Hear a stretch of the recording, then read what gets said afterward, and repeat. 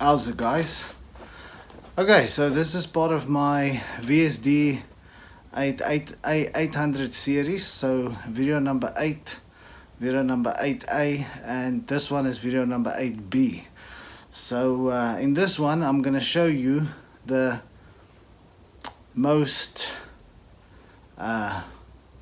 least wiring you have to do hardwired to control a VSD's forward and reverse and the speed reference. So let's have a look how I'm going to do that. And yes, I'm going to bring my selector switch back into the circuit. So stay tuned and let's jump into it.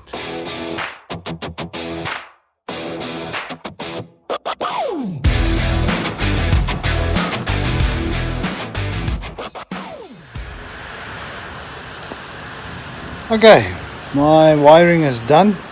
So it's only 10 wires. It's actually pretty easy.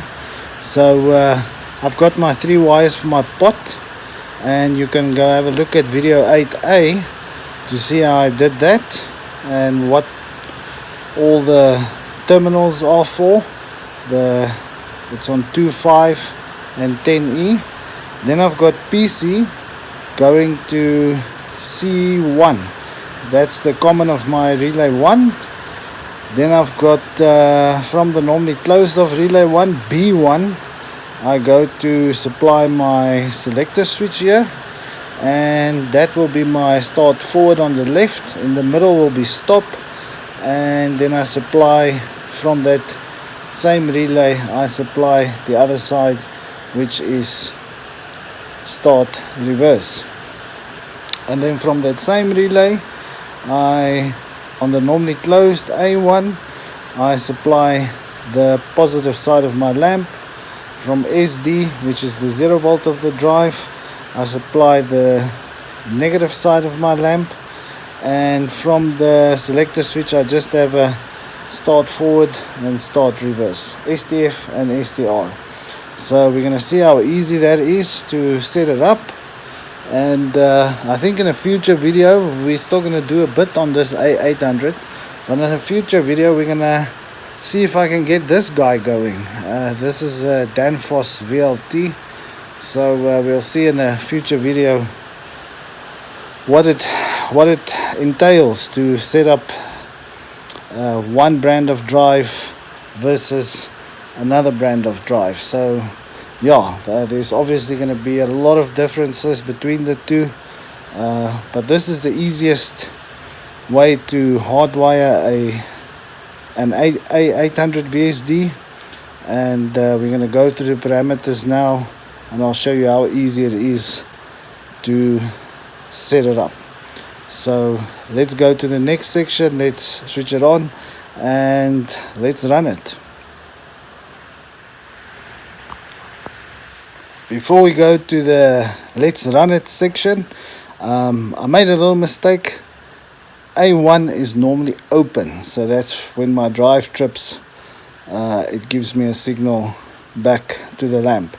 B1 is normally closed, and C1 is your common for your relay. So just to fix that up, okay, let's run it now.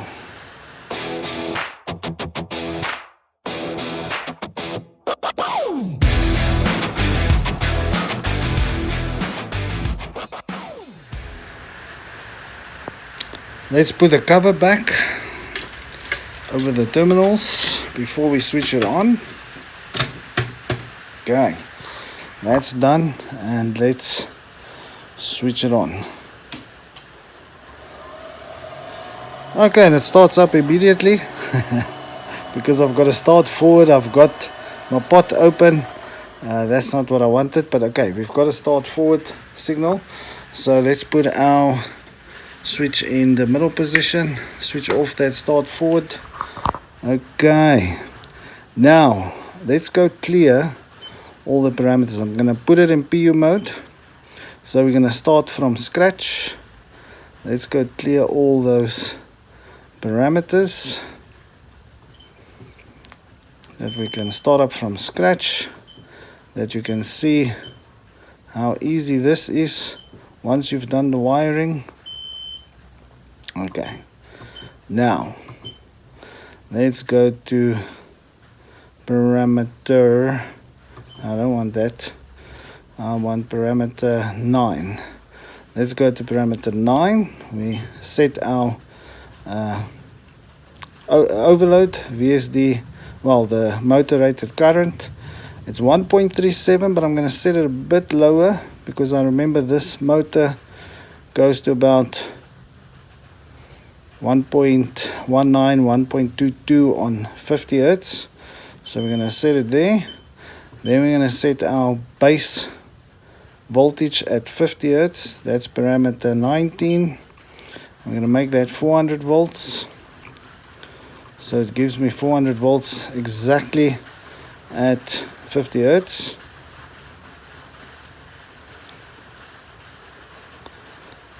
Set that. I'm gonna go set parameter 72 to get that motor. That actually is 15 is the maximum that you can set it to, but I like it at 10. That makes the motor a bit quieter. You can go watch my video 8 and 8A, and we're going to set parameter 77 to 2, so that if I want to set something during this video, I don't need to go back to PU mode. Okay, so we go to external. Let's give it a start forward. You'll see the forward light starts flashing. Whoops. My key now just came loose because it's not mounted on anything, so that came loose. Okay, there we got my start forward again, and now we're going to open the pot. Give it about 10 hertz. Give it about 21 hertz. It's going counterclockwise, not clockwise like I would have liked it to and forward, but okay, that's fine. You just have to swap U and W phases if you want to change that around, or just swap your STF or SDR signals. Then we got 44, and let's go full speed 50. Okay, I haven't calibrated that pot. You can still calibrate that as well. Maybe we'll do that in the next video. Let's leave it like that, and we go to stop it with a selector switch. Okay, and now let's close the pot so that if we go to reverse, it doesn't start up immediately. So let's go to reverse. There, my reverse light is flashing, and now we can open the pot, make it a little bit slower, 12 hertz. It's going counterclockwise, clockwise. My forward is counterclockwise, so 36, 39, 41, 50. Okay, so now we're going to stop it.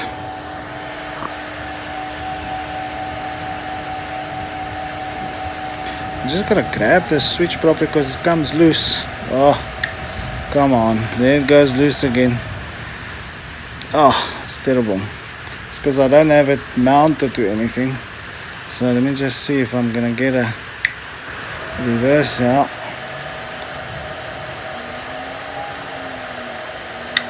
Okay, switch it off. Come on. Switch it off.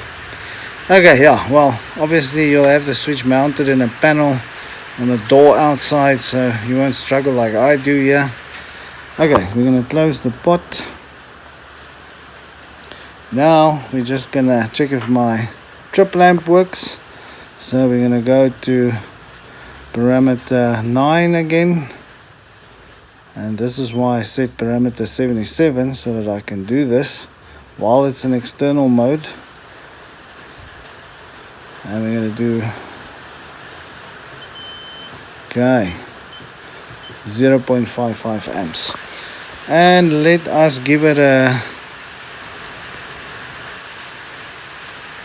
this button is so loose, the switch.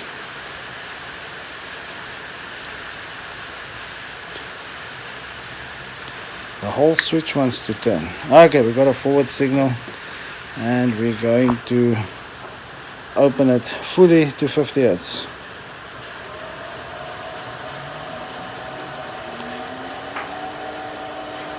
Okay, let's wait for it to give us a overload warning. Yes, there it comes, and it trips, and my light is working. And now, because I use that relay is normally closed to supply my button, there is no forward signal. But if I do reset it now, it should run again. So let's see if that happens. Yeah, that's gonna happen because my pot is not closed. So we're gonna close my pot, and okay, there it's closed. Okay, and I still have a forward signal because my switch is not in the middle, so I can stop it. It's okay, there it works. Okay, so that's how easy it is to hardwire drive, forward, reverse, and a stop, a trip lamp, and a pot for speed reference. And that's how easy it is with this A800. So thanks for watching, and I'll see you in the next one. Cheers.